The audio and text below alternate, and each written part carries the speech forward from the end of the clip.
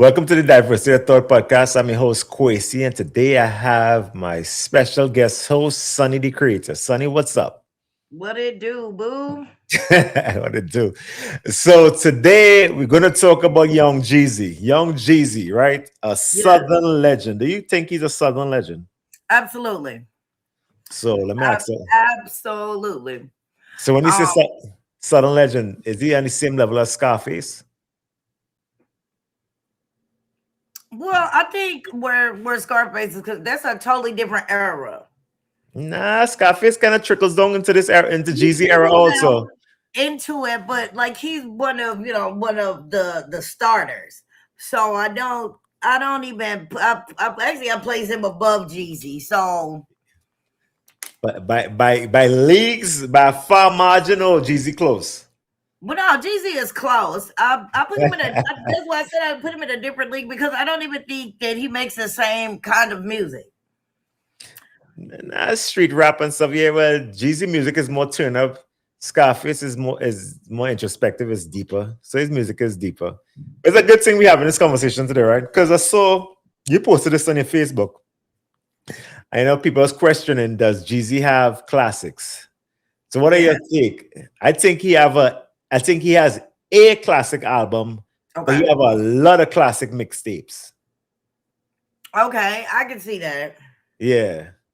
So Well, that's of my take course, on it. because he did his time with DJ Drama. So Yes. with Drama, he put out a myriad of mixtapes, and like I think that also helped to help both his and DJ Drama's career. Yes. He, So, he but you gotta. Well, here's what I say. Okay, we have Thug Motivation. We have yes. Thug Motivation 101.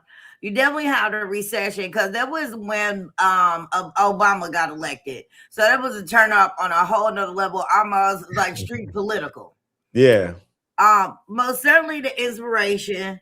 I mean, I guess Hustlers and Bishop is maybe where it started to go kind of maybe downhill a little bit. But Trapper Dog 3, Trapper Dog 3 definitely did his thing. And also I like when he came back with Snowfall with DJ Drummer. Nah, I wasn't feeling Snowfall, man. You I wasn't feeling wasn't. I wasn't Snowfall? feeling Come on. Snowfall.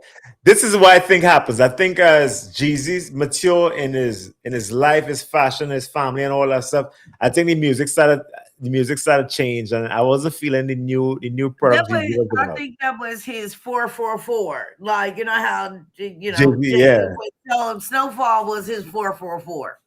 yeah, but it wasn't. It didn't do nothing for me. You did? And I I'll be love honest it. with you. I like Street Cred. It was a bunch of different songs on there that I did No, it actually. has some songs in there, but I just wasn't feeling him like I used Okay, to. so we can say it's not a classic, but it did Yeah. have some bangers on there. The realest back definitely has some bangers on it too. You talk about the But mixtapes. I can see where, like, because I didn't really care for Recession 2 or Yeah. Church in the Streets. Um, Pressure either. And the bad part about it, I will say, I didn't even pay attention to I Might Forgive, but I don't forget. I didn't. So there's the So, thing. There's the thing with Jeezy, right? There's the thing with Jeezy, which is a good thing we have in this conversation. I think when Jeezy and Gucci Man did the verses, how we huh. see Gucci, how we see Jeezy moving, how we saw Jeezy moving forward. It's not the same as how he was back in the day when he was out, when he was outside, when he was fresh out. You know, I, Well, I, I think, I think, it seems to be both of them have ended up in their own fair share of us of people not seeing them the same way anymore. Because as we talked about the last time, Gucci Man with the Pooh Shiesty thing, people aren't seeing Gucci Man the same anymore. no, they're not. They're not. They're And not. I did hear people talking about and see people talking about how he was tough with Jeezy, but he wasn't tough with Pooh Shiesty. So I don't know if that sways opinion or not either. And I think that impacted you. I think that's the way the opinion. To be honest with you, I think that's the thing that impacted Jeezy's aura. He had an aura about him. Street hustler, hustler of the year. And then he neatened up. He became a businessman. He became a family man. He got married and stuff. And we understand that's part of growth, right? But Right. when they had that verses and Gucci Man was standing on business, everybody started look at Jeezy differently. I wonder what it is kind of about our community that we feel that way. Where a It- lot of people can't grow up. We don't like them as much anymore because they're not the same as they were. Um, you're not supposed to stay the same. You're supposed to change. You're supposed to grow. I mean, yes, those are the trap songs that most of us were using those songs to trap at work because we definitely weren't in the streets. Uh, but now, don't get me wrong. Some people were in the streets, yeah. but like is how we begin to view them differently when they change their style of music. Because I wonder if people feel the same way about Rick Ross. Because Rick Ross, you see how he was speeding and doing drug music, and then he transitioned into Aston Martin music, and it was more symphonic and about women. Nah, but So I think Rick Ross is a way better, more talented artist than Jeezy. I'm a Rick Ross fan, yo. I'm a Rick Ross fan I'm a too. Rick Ross fan. But that one right there kind of took me by surprise. Mm. Um, I like them both very much. I will say that. There's not a time where I won't play either or. Mm. Especially if I'm DJing in a club and it's in my age range, there definitely would not be a time where I don't play both of them. Yeah, because both of them their run was around the same time. Their run was on the same time, you know. Yeah. I just think I think But they both dropped some of the greatest music that we've heard, though, yeah, too. yeah.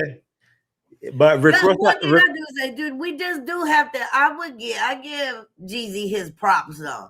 I don't think that we just see things a little differently in our community as far as music is concerned. Because here's the thing too, you also can't be a 50-year-old rapping about still selling drugs. Like, true. well, how then what kind of message does that put out there as well? I think as Rick Ross matured, right? His music, his pen, he started getting to the luxury rap because he's a better storyteller. He creates Yes. lyrically, his visuals and his videos is off the wall. Yes, they are. His Yeah, videos are off the really wall. does have. Cause what was that movie when they were in Greece? The video Santorini. Santorini, Yeah, yes. that's my song. I love that That song. was That's a why good video. Jeezy don't have a song like that. He don't. I concur. He don't have no luxury rap, and I like luxury rap. I like luxury things, so I like luxury rap. Yeah, we know Mr. Rolex. That is No, good. Wait a minute, don't take it and visit it because it is beautiful to have things like that. I love when yeah, my people are shining. yeah. But he, I think, because this is the thing, right? Because remember, Rosa and Jeezy was beefing. Yeah. They Yeah. was beefing, and I thought we'd get some good beef songs from it, but we didn't because I think Jeezy realized he couldn't keep up with the beef with him because Rosa a different animal than Gucci Mane. Well, here's what helped me. Riddle me this then. How is it possible that French Montana beat Rick Ross? How? Anniversary. How? Nah, French. Because look, I like the mac and cheese probably just about as anybody else, but I would not say that he is a better rapper. He's not. Have better songs than Rick Ross. He has no better song than Rick Ross, but he has songs that did better. The song with Unforgettable and stuff, they did better. You know what I'm saying? Worldwide it did better. But Ross, French and them, Ross is up there. He's up there. He's up there. In my top 10, he's number 6. He's up there.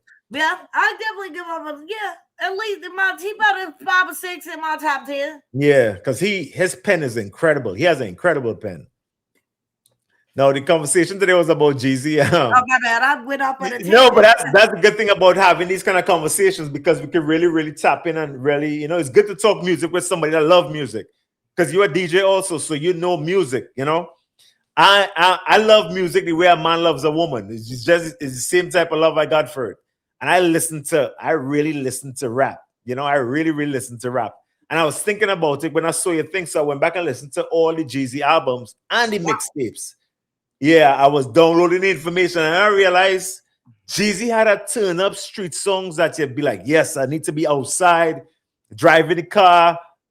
You know what I'm saying? We hustling. He has that type of music, right? Yes. And his body of work is incredible. But when I started thinking about his real hits, his street anthems came from the mixtapes. His mixtapes was perfect. He had perfect mixtapes. They were better than the album. I agree with you. He did Mm. have some perfect mixtapes. I think, like I was saying, I think a lot of that was a contribution working with DJ Drama, because DJ Yeah, Drama also has a great ear. yeah, he does. He does. So he knows how to put something together. So Yes, I believe it probably helped him. They're in the lab together, as helping you pick a great selection of songs, mixes and beats to be able to put down. Did it change the dynamic? yes. So that one made it. That one made it interesting to me, man. I was like, man, I like Jeezy mixtape catalog more than like his album catalog, because remember mixtapes, he doing remixes, he using other people beats and stuff, and then a collaboration. But DJ Drama mixtapes felt like albums for the most part, because there's a bunch Yeah, of original beats and stuff. But they yeah. had an incredible run. But Mature Well, Jeezy, that still resonate to me, man. Mature Jeezy, I just got getting to it. not to go off on a tangent again, but you have to think about it too. That's the way. That's the same way that I feel about Lil Wayne. Lil Yeah, yeah. Wayne mixtapes were far better than his album. Yes, that's a fact. But I'm Well, not I a wonder too, though, is it because they have more creative control over their mixtapes than they do their album? yes. I remember the mixtape, you don't have to, you don't need permission you don't really need the label to jump in there and say, this is the song that should go on, this song should go on, that song should go.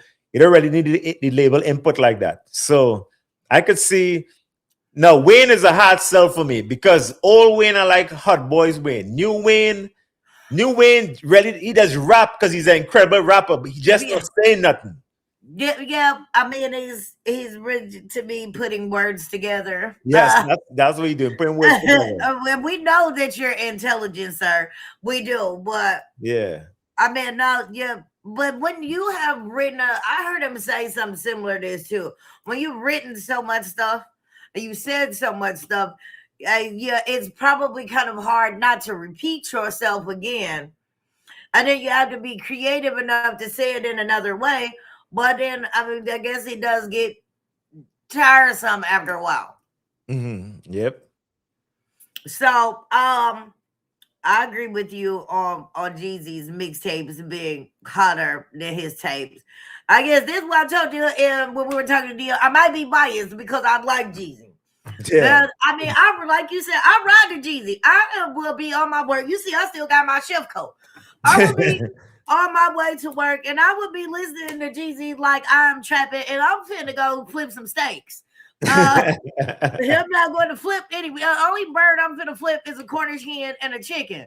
But But he had it feeling like, yeah, I'm about to sell 50 birds right now. I'm about to traffic across state. Jeezy was a vibe, man. He had a feeling. The music just ain't doing it like that no more, man. It's a little no. food for thought. It's just a food for thought, but he does have some classics, Oh, but well, classics let me mixtape. ask you this. Riddle me this, right? Mm. So, what do they say? Because I know that what do they say to us now? Because that's one of the things that Andre 3000 was saying as a reason why he wasn't really coming back to rap or doing it. Because what do I talk to you about? Do I talk to you about going to get a colonoscopy? Do I rap to you about? Do I rap to you about my kids' boo boo diaper? Like, what else? What is it that you say that will get people engaged? Because when they start talking about 401ks and IRAs, then people's attention span goes to the left. So, like, case in point, let's use Ross for example, right? He Yes. don't really talk about trafficking no more, He No. does, he sprinkles it in here and there, but he makes vibe music. He makes luxury rap, he makes vibe music. So even though he did mature, his content changed. You Yes. know, he flirts with the drug dealing. Same thing with Jay-Z. Jay-Z flirts with the drug dealing conversations and stuff in his music. But Yes. you could tell it's much because he experienced more, he traveled more, he see more, so he able to rap about it. I don't think Jeezy have that type of range. Okay. Yeah, his range is limited. No, he's an incredible artist, but he has limited range. I can see that. Yeah. I can see that because I guess that's what I was saying. I probably buy because I still pretty much listen to either the mixtapes or older Jeezy. I'm not, but I don't listen to everything except for Snowfall. You said you didn't like that, but No, I I didn't thought like that. he I like came with that. Street Band cred. That was so hard. But I really didn't don't listen to anything probably after Trapper Dot 3. But and then that was Bankroll Fresh probably helped a lot with that too. Nah, that song with Bankroll Fresh, They're that's all fire. there, yeah. Yeah, that's fire. That's a joint. You I play the play in the car. whole, That's a joint. everybody's going crazy everywhere. And it doesn't matter that it is now 10 years old. If you Mm. play that, the crowd is still gonna go crazy. Yeah, that's a fact. That song is a joint though. You know, no, he has, like I said, he go every now and then he'll come with some fire. He'll come with some fire, but I like if somebody said Jeezy album about to drop, I ain't really gonna be like, oh my god, I need to hear it. But I know Okay. Rick Ross have a new one coming out this month, and I can't wait for that to drop. I'm waiting for it too. I'm waiting on Hove too. People are like, "Oh my God, not this." I don't want to hear this, but I think it's good for my age range. You know what I mean? Yeah. It may not. I got a 20-year-old daughter. It may not be good for my 20-year-old daughter, but it's good for me at 40, 23. But I listen and I like Hove. Yeah, I like Hove. But I think he have a lot to say because Drake was taking shots at him. I think he gonna really address because I want to hear the freestyle he did. I needed to hear it with a studio quality sound. Oh goodness, they put a beat to it. But that's one of the things too that I'm kind of hoping for. Well, is that the beats will be quality. Yeah. That's also one of the biggest things that make a difference in music too. Is the beats that you use, because we can see a whole lot of artists that are really talented, but their beats is what kind of stopped them from going far, or they didn't make it as mainstream as others. Like I was like, for example, please don't nobody get mad at me for saying this. Nas is one of the greatest lyricists ever. But he has some of the worst beats. Yeah, his beat selection is terrible, but his beat selection with Hit Boy, when Hit Boy is doing the executive producing, them albums been fire. King Disease been fire. I agree. But then I think he's missed a lot. He did in the middle. Yeah, just based on the beat selection itself. Yeah, he did. He missed a lot, man. But Nas is Nas, yo. Nas beat Jay-Z in a battle. So Nas is stamped. He's stamped forever. Nas is Nas. Nah, but I'm glad I was able to have this conversation with you because it's been on my mind. I was glad we was able to put this together today. So tell the people what you have coming up, and so when it's happening, they can check you out. Okay, well, on Fridays I will be on behind me strong sub radio. The syndicate got me to come back to DJing after about a 5-year. Well, I thought I was retiring hiatus. So I'll be back. I'll be live on the radio, and it'll be streaming on all platforms on Friday nights. I've got a couple of different events coming up during the summer. So we're going to see how it goes with DJ Sunflower. Mixing that in with Chef Sunny is going to be quite interesting, to say the least. So you lit right now, yo. But I really appreciate you joining the podcast today. Thanks for this incredible episode. Until the next episode, like, subscribe, and share. And peace. Later.